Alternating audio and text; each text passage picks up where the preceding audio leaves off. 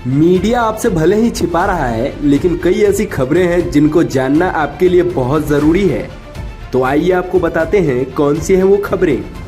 Number 1, झूठ के पैर नहीं होते।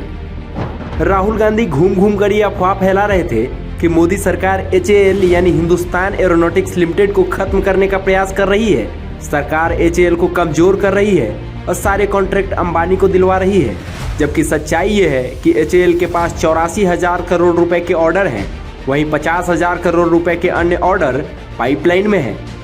पीएम मोदी ने HAL की एक हेलीकॉप्टर फैक्ट्री का भी उद्घाटन किया है, जो एशिया की सबसे बड़ी हेलीकॉप्टर फैक्ट्री है।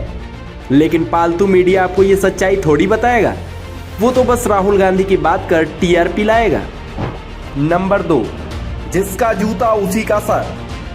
एक समय होता था जब जादवपुर यूनिवर्सिटी और JNU जैसी यूनिवर्सिटी में आज़ादी आज़ादी के नारे सुनने को मिलते थे, लेकिन अब हालात ऐसे हो गए कि पाकिस्तान में यही आज़ादी आज़ादी के नारे सुनने को मिल रहे हैं। पाकिस्तान की पार्टी PTI के समर्थक ही पाकिस्तान में आज आज़ादी आज़ादी के नारे लगा रहे हैं।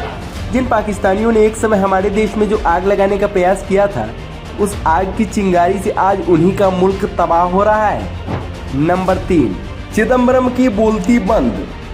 मनमोहन सरकार में वित्त मंत्री रहे P चिदम्बरम ने जिस UPI का सदन में ये कहते हुए मजाक उड़ाया था कि गाँव में डिजिटल पेमेंट कैसे होगा, वही UPI आज पूरी दुनिया में मिसाल बन गया है।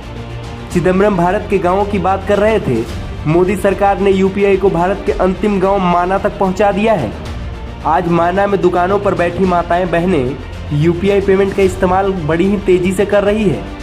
यही नहीं, जापान जैसा विकसित देश UPI सिस्टम को समझने के लिए भारत आ रहा है।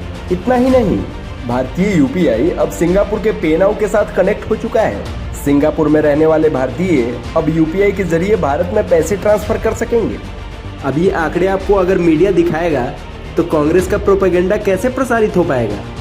नंबर 4, ममता की चाल पड़ गई उल्टी। कोलकाता हाईकोर्ट ने बंगाल की CM ममता बनर्जी को 440 वोल्ट का जोरदार झटका देकर उनके नापाक मंसूबों पर पानी फेर दिया। ममता बनर्जी केंद्र द्वारा नियुक्त गवर्नर की शक्तियों को कम करके यूनिवर्सिटी पर अपना नियंत्रण रखना चाहती थी, ताकि वो जादवपुर जैसी यूनिवर्सिटी में वामपंथी और अलगाववाद की विचारधारा को जीवंत रख सके। इसलिए ममता बनर्जी ने विधानसभा से बिल पारित कराकर खुद को ही बंगाल का चांसलर नियुक्त कर लिया। लेकिन हाईकोर्ट की खंडपीठ ने 29 विश्वविद्यालयों के उपकुलपतियों की नियुक्ति को अवैध करार देते हुए खारिज कर दिया। ममता दीदी का नापाक सपना पूरा होते होते रह गया, लेकिन बंगाल के नाम पर कैमरा बंद करने वाली मीडिया आपको ये खबर नहीं दिखाएगा। नंबर 5, भारत बना IMF की शान, हैरान कंगाल पाकिस्तान। आज पाकिस्तान की हालत इतनी खराब हो चुकी है कि उसे IMF की उलूल जुलूल शर्तों के सामने भी झुकना पड़ रहा है।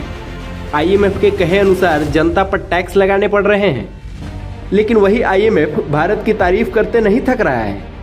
IMF की MD क्रिस्टलिना जियोर्जिया ने कहा कि जब दुनिया मंदी की आशंका से जूझ रही है, तब भारत रोशनी की किरण की तरह उभरा है। लेकिन अब ये सारी बातें अगर मीडिया आपको दिखाएगा, तो भारत जोड़ो यात्रा वाले भैया से हजारों करोड़ के विज्ञापन कहां से पाएगा।